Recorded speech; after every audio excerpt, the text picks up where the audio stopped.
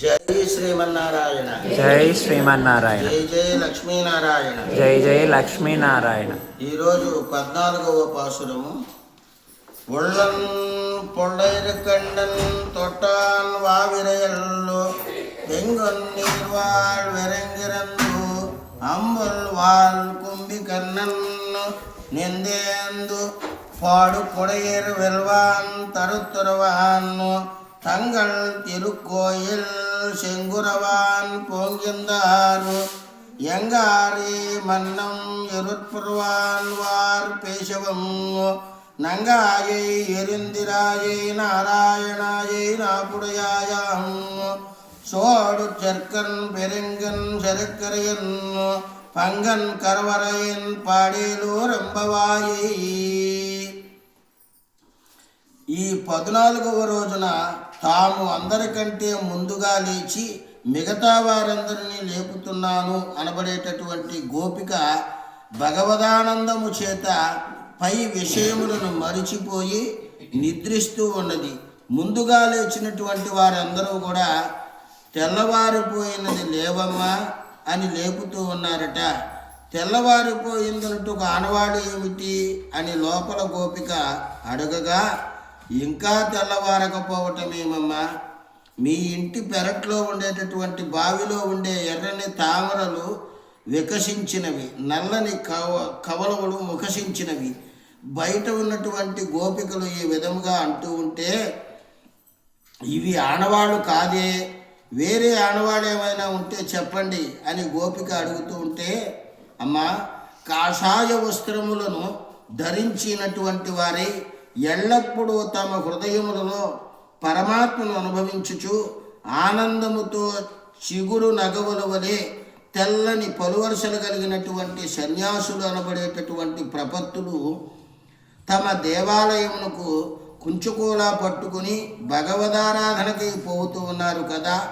కనుక తెల్లవారిందనుటకు ఇంతకంటే ఏమి ఆనవాడు కావలినమ్మా అంటూ ఉన్నారు బయట గోపికలు.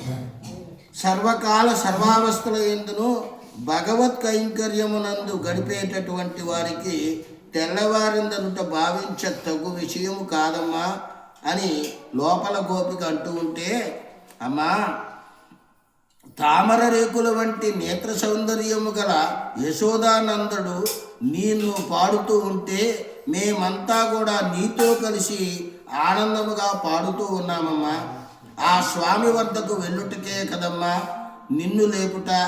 భగవంతుని తిరునామ సంకీర్తనం చేయుచు ఆనందం పొందట కంటే పరమ ప్రయోజనం ఏమున్నదమ్మా, రావమ్మా మా గోష్ఠికి వచ్చి చేరు అని బయట గోపికలు ఈ విధంగా అంటూ ఉన్నారట ఈ రోజున.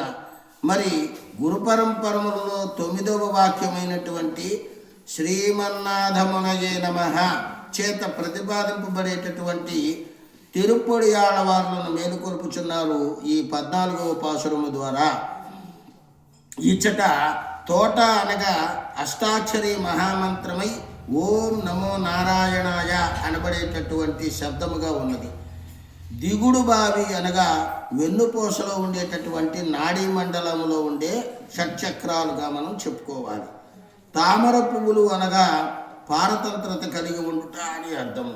అలాగే కలువలు అనగా స్వాతంత్రము కలిగి ఉండుట. సన్యాసులు అనగా ప్రపన్నులుగా మనం చెప్పుకోవలేము.